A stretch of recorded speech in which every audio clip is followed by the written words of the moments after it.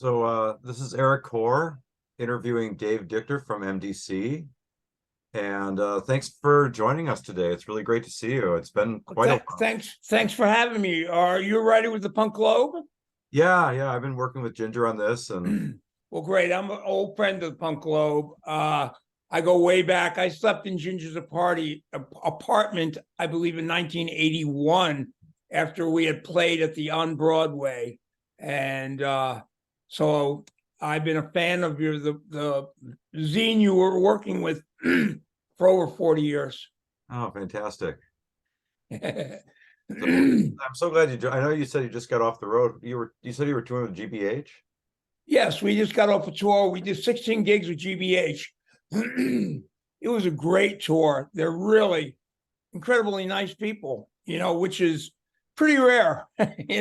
People can be all right, but they were just out and out nice people, watching our sound checks, watching our shows, us doing the same, inviting me up to sing songs along with them. Really a lot of fun. I could tell you about it real quick if you want. Started out. Are you up for it? I'd love to, because that's always been they're one of my favorite bands, and I think the two of you they are really great. We played with them in 1981, and the cool thing is we bump into them about every 2 years. It's never been an incredible meeting, but just we're backstage together at Rebellion. There's 15,000 people there. They're usually just in a corner taking a slug of some whiskey or something. And I was just walking by and going, "Hey, I'm Dave," and we shake hands. And then they go on stage, we go on stage. Not a lot together. Not like being on tour with people. Anyway, the tour started. It was supposed to start 2 years ago, right before the pandemic. But the pandemic took care of that. Just that we were supposed to tour that April and May. And that's when the pandemic hit, like February, March, if you remember it. Yeah. That's 2 years ago, or if not 3 years ago, 2020. And so anyway, very, very nice guys. Colin, Jock, Ross, and Scott are the players. Scott's the drummer. Ross is the bass player.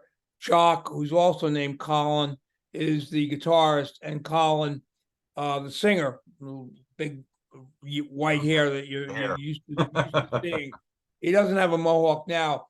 But we met in Amityville, Long Island. And as it turns out, I'm from Long Island.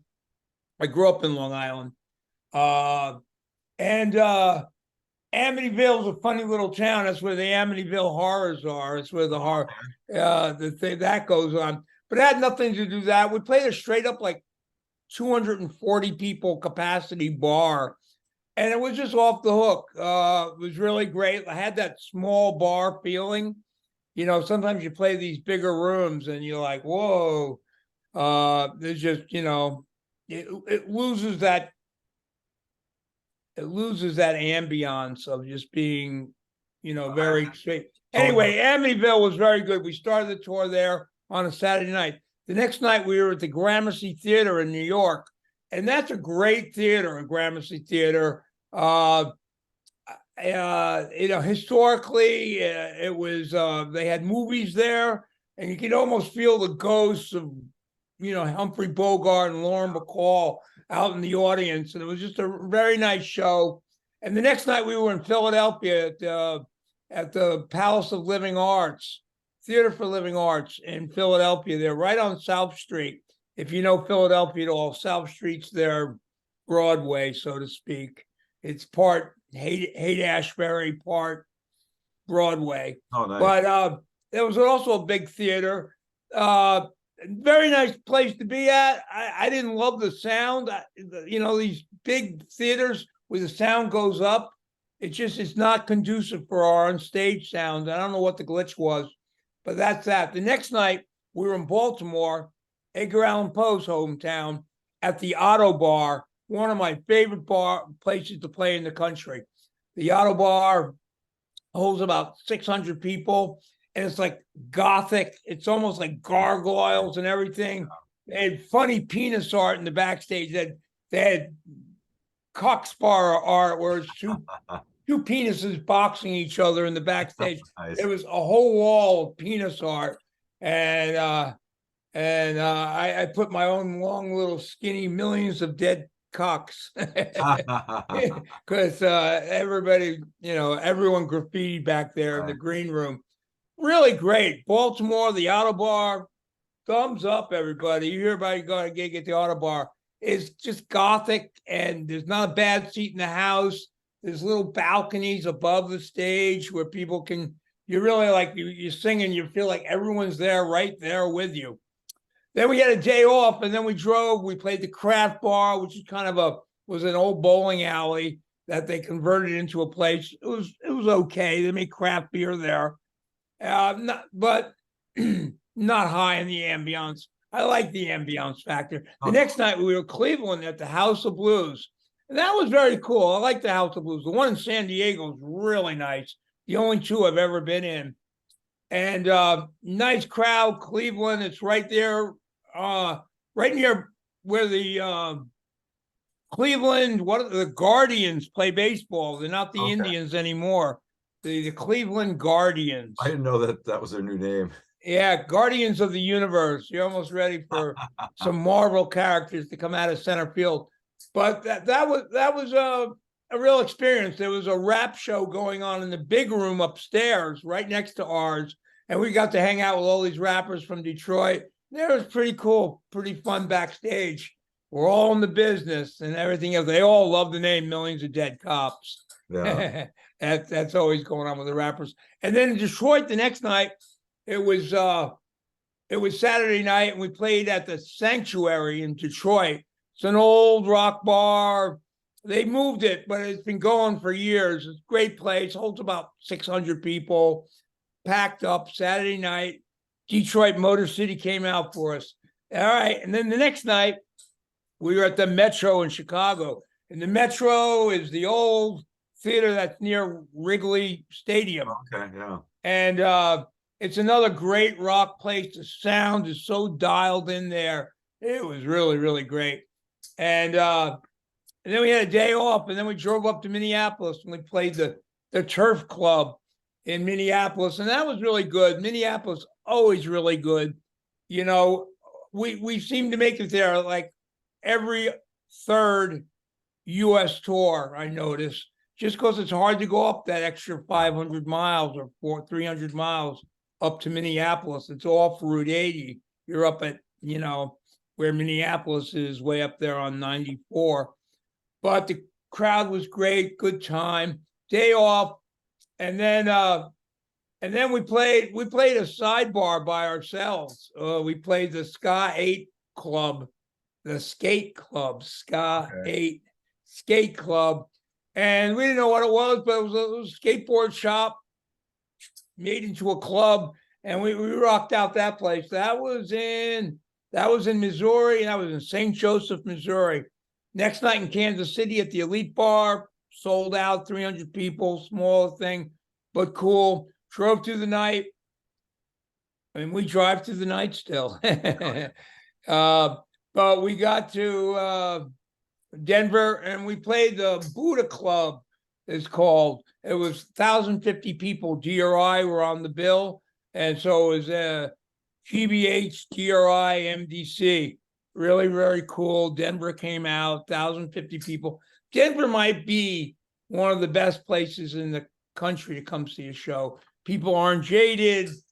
It's not like LA or New York or, even the Bay Area. People are fresh and young. All these kids with bands there. Pretty cool.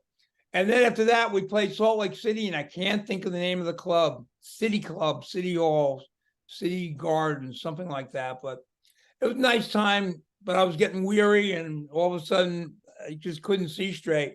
Got a day off, and I drove to our house in Portland. I have a house in Portland, and took the night off there. And then we went up to Seattle to the Crocodile.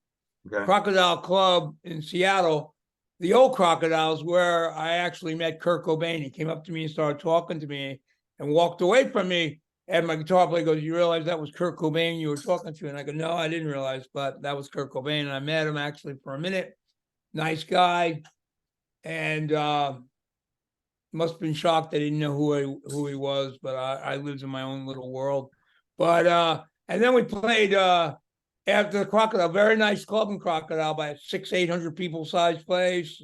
Seattle came out, really good club, really good time. Next night, Thursday night, we were at what's the name of that place? It's a Hawthorne Theater. It's on the east side of town there, across the bridge, not downtown and downtown, but kind of Hawthorne's another like a little Haight-Ashbury kind of hipster street. And then we played the Keystone in Berkeley. Unless we played the Berkeley Square, I get the name of those clubs confused. But it was Keystone, because I was out of town. I was really bummed that I missed Keystone. That. Yeah, because Berkeley Square closed. Oh God, like 15. Right. That's right. I keep getting those names confused. The Keystone. And yes, we played in your home area there, and your home area was my home area. I lived in San Francisco from 1982 to 1995. Yeah. And that's where I met Ginger way back in the day, in 1981 at the Fab Mab, when we played there with the Dead Kennedys, played there with Flipper, hung around town for 2 or 3 weeks, and then went and played Costa Mesa with Black Flag and the Cuckoo's Nest. And that was our first tour from Texas. The band started in Texas and came out west, said, wow, look at all this stuff going on in California. And we moved back to the Bay Area in 1982. Part of that whole explosion that was going on, All Quiet on the Western Front, and, the Dead Kennedys, Flipper. And then there was just hundreds and hundreds of bands. And the Metallica was going on with, all these bands across the street, the Metal Club at the Stone. It was a really incredible area. And the last gig was down in Ventura, at the Ventura Arts and Music Center or something like that. Very nice club in Ventura, California. And that was our tour with GBH. Oh, that sounds like an amazing tour. 16 gigs, yes. Started on May 5th, ended May 27th. About 4 days off in all. And really great. And I got back. My girlfriend lives in Austin, Texas, and I came to Austin, was here for like 5 days, and then we flew up and we played Thompson Square Park, and we played 4 East Coast gigs, and we just got back from doing that. And that's why I'm a little... Oh, so you're not in Portland anymore? Well, I have a house there, and I'm going there in a week, and I got like 3 gigs, and then I'm flying out from there. I'm kind of bi-coastal. I know no one's bi-coastal. Everyone's one or the other, but I kind of am. And my coast being the Texas coast on the Gulf of Mexico. Were you part of the Austin scene with like the Big Boys and the Dicks when you were in? I really was right in the middle of it. In fact, I wrote up a thing for the Punk Rock Museum that Fat Mike has put together. It's very great, fun time at the museum. Cool. When I was there, I saw Days and Days. After the tour, I was driving the van back and decided to stop in Vegas and got in Punk Rock Bowl and got and saw the Casualties, and they had the Dropkick Murphys and Rancid and Suicidal and a bunch of other bands, GBH again as well. But I went off to the Punk Rock Museum. I was pretty beat at this point, and I gotta say the punk rock bowling, they had it back out 2 years ago. They had it, seemed like it was nicer. This was just like a barren city block with no shade. Oh. And no ins and outs. So no ins and outs. You're stuck there a whole day if you want to go and hang out. I mean, anyway, my little criticism, and I don't want to get blocked from ever playing there again. But so, what a great time that was. And then I drove to Austin. Yeah, so I'm in both cities. And then in Austin, we flew up and we played DC, New Haven, Brooklyn, and Thompson Square Park in Manhattan. 4 shows this last weekend. I remember meeting you back in the 80s, and I think there was a place you guys used to play, Madison, Wisconsin. I think it was the Mifflin Street Co-op or something. It was, Is yes, that I right? Or remember there was a Barrington. co-op. Was it Barrington Hall? Could be. It It was was a a hall, and it yeah, was like a co-op hall. We used yeah. to play all the time. I love that place. The people there were so friendly to us. It was Oh, kind so of much fun. strange because you go back 4 years later, it would be a whole batch of other new people, but they Yeah, were always cool. There'd always be one or two people hanging in from the old days. But we played that place probably a total of 5 or 6 times over 30 years. nice. Uh, Last time in Madison, we played a bar. We got a great friend there named Hart, and he's got a band there. And we played. We always seem to play through the years. A year ago in September, 11 months ago or 10 months ago, we played. We played 4 Wisconsin gigs. It was really Oh, great. And we cool. played Oshkosh, we played Madison, we played Milwaukee. Milwaukee's got a great little scene going on. Where did you play in Uh, Oshkosh? we played a little theater, a little art place, gallery place that was run by kids. It was all age place, and they put us in there, and it was all kids. It was really incredible to see it. Oh, I just that's nice knocked to my hear. earplug out. Yeah, See if I can get that. Here I am. oh, that's Are you cool. there? Yeah, that's All right, always nice to I'm hear, like back. young people getting that stuff I together. am back. Uh, yes. What was the name of that place? I would have to go look in my book and tell you the name of the place. But we played Oshkosh, Yeah. downtown Oshkosh, right next to right on the main drag there, where they have like a lot of little stores. Do you know Wisconsin at all? Oh yeah, no, I grew up in Oshkosh, and Oh it's actually wow! Oh, Oshkosh I is love that actually they have named. they have like game store and they Yeah, I have know like exactly. I think I know where that is. Yeah, it's and they had T-shirt that said this T-shirt was bought in Oshkosh, Wisconsin. I never realized Oshkosh came from Chief Oshkosh, yeah. Well, the Chief Indian Oshkosh chief. is he's actually a cousin of mine. Wow. So yeah, Well, how beautiful is that? Good on you. Good on all the natives. I'm proud when I'm hanging out with natives. They all give me a lot of love because I wrote John Wayne was a Nazi and yeah. they hate John Wayne. And Natives I don't, everywhere hate John Wayne. I never claim to be. I'm not part of a tribe, so I can't claim that. But it's it's still part of the. Yeah, you got So some blood in you, yeah, I'm more Italian, Jewish, Indian, yeah, different continent, different tribe, but all right. yeah. Cool. That's my attempt at humor. Hey, I'm just, I want to circle back to Portland for a minute. You did a project years ago with Pig Champion, and I only met him a couple times, but I thought he was just one of the sweetest guys. What was it like working with him?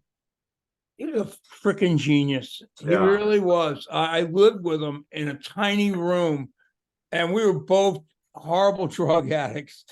I mean, I relapsed. I'd moved to Portland to get away from drugs in the Bay Area, and of course, I moved to Portland as my big joke, yeah, and ended up becoming roommates with Pig Champion. Of course, he just got.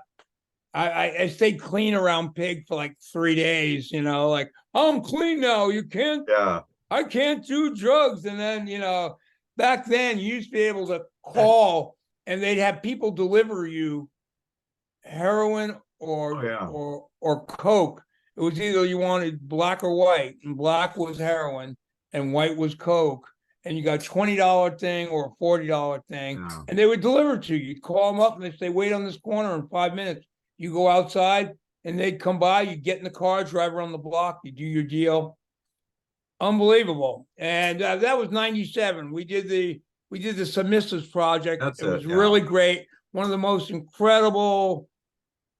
We were just sitting around, and he just played me these songs, and I started singing these wacky, submissive, uh, femdom kind of lyrics, and we put that album together in 2 weeks. We offered it oh to Fat wow. Mike of NoFX.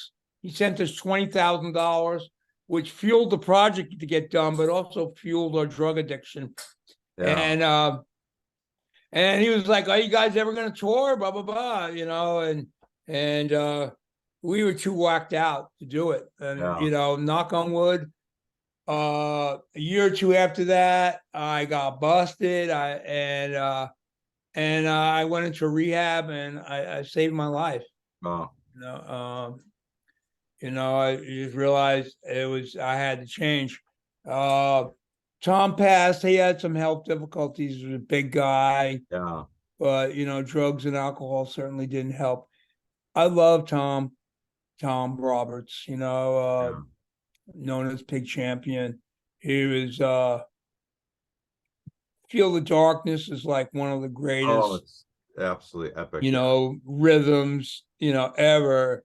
Just fucking great. He used to sit around. We go out shopping for all these different albums and tapes and CDs, and he'd catch some riff and he'd bastardize it upside down, inside out, change the key, and then come out with something that kind of reminds you of Stiff Little Fingers Yeah. or Metallica's second album, but really was unique and new in its own right. And we wrote that album. We wrote it and recorded it in 3 weeks' time. Wow, that's cool. It's just nice to remember somebody like like I said, I only met him a couple times, but he was just He was a sweet, gentle guy too. he was. He could be a sarcastic, I just so and remember so. he was just super He had the genuine. voice of time, like Burl Oz or something. Yeah. He's a Dave Dictor, blowing water out of your blowhole. You have all these little corny, funny things. Oh man, it was such a sad day to hear he died. Yeah. I was in Hawaii. You know, we'd see each other every while. I stayed clean, and I was kind of afraid to get with him because it was just our thing was to go out and get high and then write music together. And he was like, "Why don't we do it? Come on, nothing matters except the art, Dave. Nothing matters except the freaking art. Except if you want to live." And thank gosh, here I am, 20 years later and 25 years later, living. And if you go to race to the end, I know he had a bad heart. He had a big fella, 250 pounds and up, and heroin and alcohol and blah blah blah blah blah.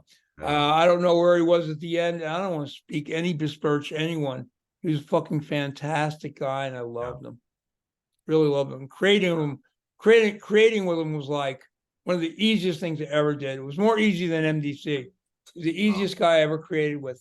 We wrote an album like it was like putting on a glove or something. Yeah. He'd rip out the tunes, and part of that is drugs. Like when you're on drugs, sometimes it's just and you're in the vibe. We were just real in sync with each other. Yeah. Well, it sounds like you guys were both just in that same space together and really clicked. Yeah, he was having a hard time with Poison Idea. I was having a hard time with MDC. And then we just teamed up and we just did something that was so good. It's too bad we never able to take it on the road and do it, but it never happened. At least you documented it though, and yeah. So I know you've got it's going to be all of us soon. We're all here for this blip of time. Oh yeah, we got to make the most of it.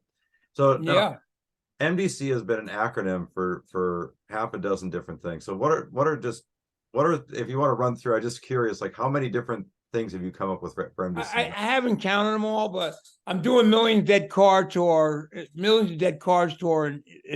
Europe, coming right up here, starting on July 12th, and we're playing Rebellion, we're playing Italian Distrubia Fest, we're playing a festival in Arnhem, Holland, we're playing the Vegan Fest, and I also have, if you can't see it here, it's a Millions of Dead Clones. Cool. Star Wars row of clones. And, we just sit around and talk about them all the time. We have ones that we never did a song for, Monkeys Dance Crooked, or Mommy's Delicious Cookies, or, and then I have used Millions of Dead Cowboys, so I would guess there's around 20, 25 MDC things we've said. There's around 6 or 8 albums or singles where we actually used it, or the name of an album or single, or an acronym, and then tours another 5 or 10, like Millions of Dead Cars. I don't have a Million Dead Cars, but with all that smoke on the East Coast, Oh yeah. I'm turning into a radical environmentalist. Well, how about this one for you then? How about millions of dying canaries or millions of dead canaries, like the canary in the coal mine? Yeah, that is good. Millions of Dead Canaries. I like it. It's a little strange because I'm moving here to do something because people are like, oh, how can you say dead canaries? But all right, I'll run it by people and Well, because the canary in the coal mine was always the warning that, but yeah, you know, kids these days, they have no historical thing. They I don't know what know. World War One is. They don't know who General Pershing was. They don't know. They don't know who General Lee was. They don't know who Dave, General. I'm a teacher and I had a student who grew up in the States who did not know who Hitler was. It's unbelievable how they've So I dumbed get it. I down get it. the education of kids in the Yeah. last 30, 40 years. Uh, I'd have all these young guys in the Northwest in Portland, and they had no idea, who's Ulysses S. Grant. They had no idea. Oh. And then I'd say, who's buried in Grant's tomb? And then, who else is buried in Grant's tomb? Grant is buried in Grant's tomb. Yep. So we got this tour going on there, and we get back. Oh, we got a festival in Portland. We're gonna do it's the Volume Bomb Fest on August 26th, which is kind of like happening yearly now. It's just like the third or fourth one we'll be doing, and then we're going to Hawaii, and we're teaming up with Fear, Oh, and wow. we played with them last New Year's, and leaving still kicking it out. Yeah. And and then I'm going to take a little break, a little while, a couple months, and just I'm going to get back to riding my bicycle and yoga and everything else. I mean, I do those things, but I like to do them like weeks in a row, and Yeah. because I keep getting turned away. I want my health. I'm working for my health. I love life, and I just hope I'm with you, 10, 20 years, Yeah. I mean, 20 I'm aiming for, Well, so what's exciting you in music today? Or music, art, literature, there are people doing stuff that gets you going. I mean, I've seen some new bands like Noogie and No Consent, and, Days and Days have been around for 10 years, and they're like that crusty folk punk rock. Uh, and those are my new favorite bands. Uh, I like the Wee Beasties here around in Texas. It's tough.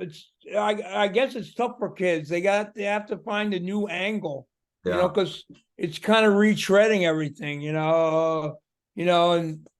uh I'm lucky that I was there for the beginning of punk rock, and we knew we wanted to create something that was more than stadium rock and more than the Jefferson Starship, and and I was in that first wave in 76, 77 as a kid, and learning guitar and just trying to figure it out, and MDC, which was the Stains, the Texas Stains, kind of started in 79, 80, and we have that advantage. We had all those years of doing it. There's no I mean there's no exchange for like just getting out there and doing it. Like people ask me, what's the magic formula? How can I get my band known? You gotta live on the road for 100, 150 gigs a year for 3-5 years. Yeah.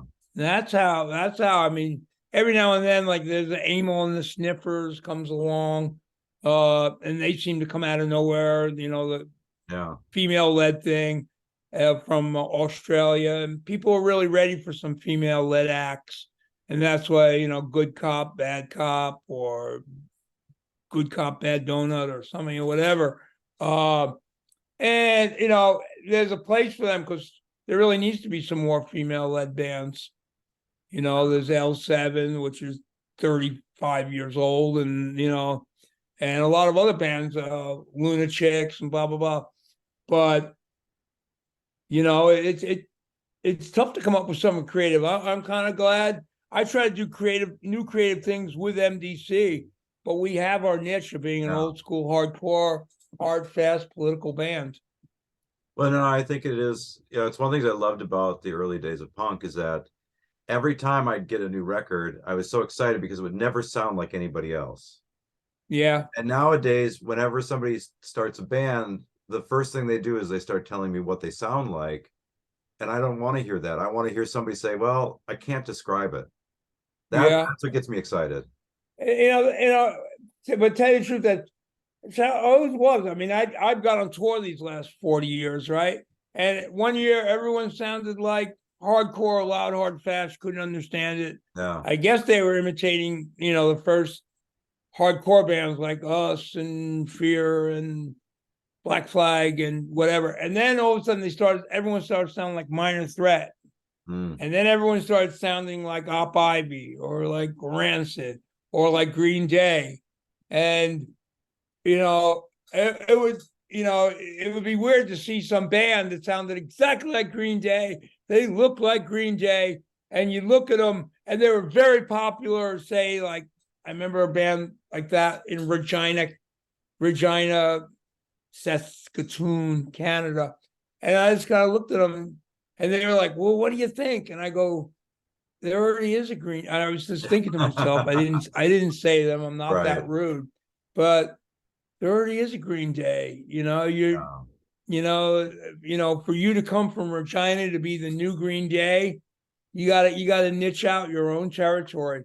Yeah. Everyone borrows from each other, but there's nothing worse than hearing some band and go, oh, it's 1/3 Green Day, 1/3 Husker Du, and 1/3 whatever, like. Oh, I know what you mean. It's like, I love the Ramones, but I can't tell you how many bands I've seen in the last 20 years that are basically the Ramones. Yeah. Screeching Weasel was famous for that. And they were like one of the first bands, but yeah. And, and everyone borrows from the Clash and Stiff Little Fingers. That's what Rancid's based on. That's what a lot of the, these bands that, slowed down. There was hardcore. Then they slowed it back down to like, slower pop punk kind of thing. And they generally borrow from people. Thing is, try to borrow from people and try to not make it sound like those people. And that's right. So what, because I know, like, it sounds like there's a part of you that would love to do nothing else but ride your bike, do yoga, and just take care of yourself. And I get that, but there's gotta be, and for anybody who's never been on the road, it's really rough. And you guys, it really is. People think you're on vacation, you're on holiday. I just had to straighten it out with my tour guide for Italy. They had us driving 10 hours from southern Italy to get to this festival, and play. And I go, I'm not doing it, and they're like, oh, they made all this right. I said, change it. Just change it. They go, oh, they can change it, but then cancel it. Oh, you're going to break everyone's heart. Then break everyone's heart. Better everyone's heart than my soul. Yeah. And to ride in a van for 8 hours in the heat from southern Italy, northern Italy, those roads aren't that great. I mean, it's Italy still. And yes, it is. People think you're out there camping, staying at hotels, just like eating out, having fun. And the thing is, the secret is to try to have fun. I've been to a lot of baseball parks. I've been trying to find something cultural. Go to Baltimore, you go to Edgar Allan Poe's house. In New York City, try to find something fun to do while you're doing it. But you're always rushing and then waiting and then just incredible, a million hours of waiting around so you can have that 45 minutes on stage to play. And that's the long and short of it. I've been addicted to it. I'm doing it still at 67. I'm a successful band, but we're not a rich band. We're not making thousands and thousands but we're making 1,000 a gig, blah blah blah. At the end of a tour, there's 2,000 or 3,000 for everybody, and buy airplane tickets for the next thing. It's like that's where we're at, and you got to love it or you don't love it. And a lot of people have joined MDC. They're in the band for a year or two, and then they just realize it's not a gold mine, and it's not even a silver mine. It's a copper mine. And even in the best situations, you got to get along with everybody, for the Rancids and the Cox Bars and, all those bigger bands out there bringing in 1,500 people every night. It's tricky. It's tricky and it's hard to get along and blah, blah, blah. I tell you, GBH traveled in a van sitting up. I mean, thumbs up to GBH, like I went on tour with Napalm Death before that, and they were nice guys too. They had a nice tour bus, and that's a good way to go in a tour bus. They're like 1,000 a day plus expenses. Yeah, if you can afford it, it's great. Right. And they must be making around 5 or 6 on the average, 8,000-10,000 a day. They are in that sphere.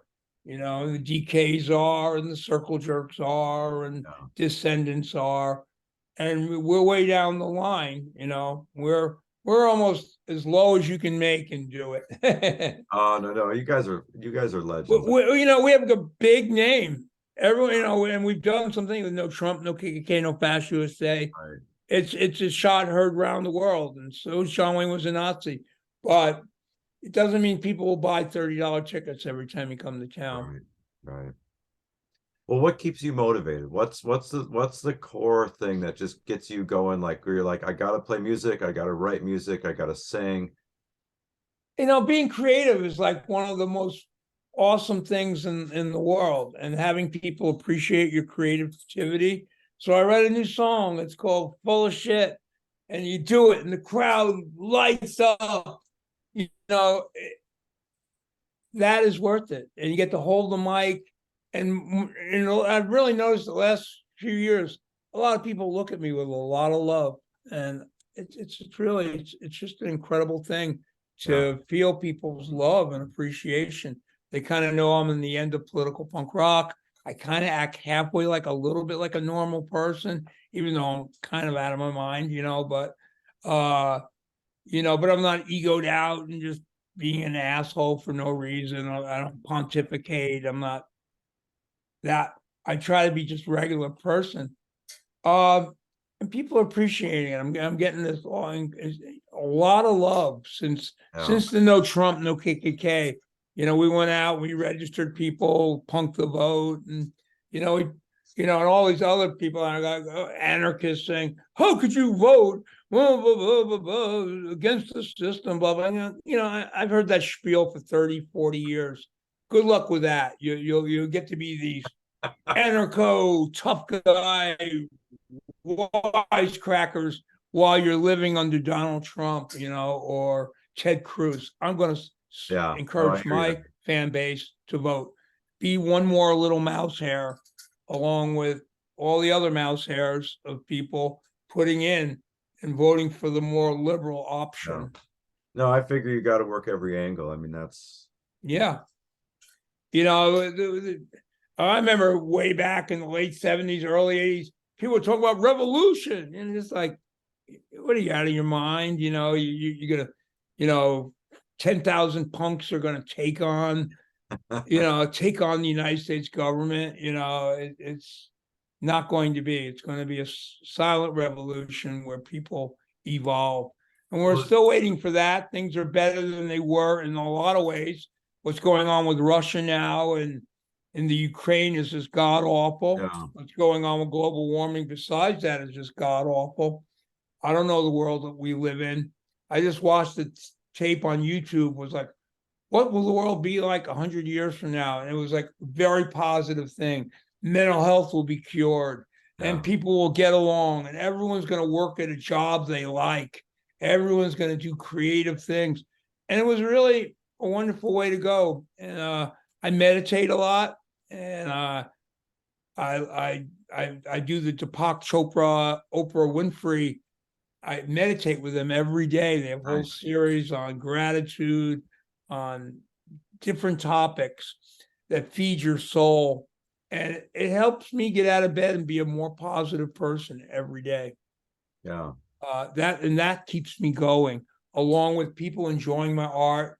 That keeps me going. A And I New must Earth was say, one of my favorite books I that just he wrote. knocked my ear plug out again. I was gonna say, I have a female singer in the band, yeah, and right now I have a female bass player in the band.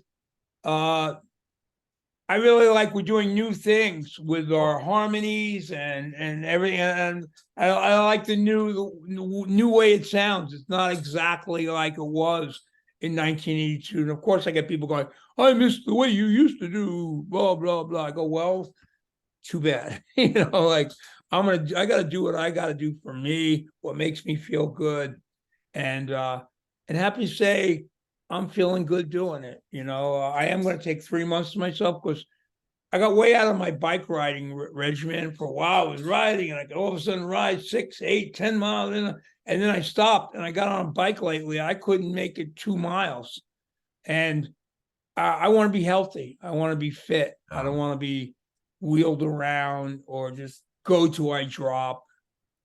I got to feed my soul. I got to feed, and when I'm on tour, my cardio is good, but my yoga is bad. My limbs get tight, and I got to stretch, and I like being in a groove. I like having my juicer at home. I carry a juicer with me sometimes on tour, but it's a pain in the neck and trying to clean it up and everything else.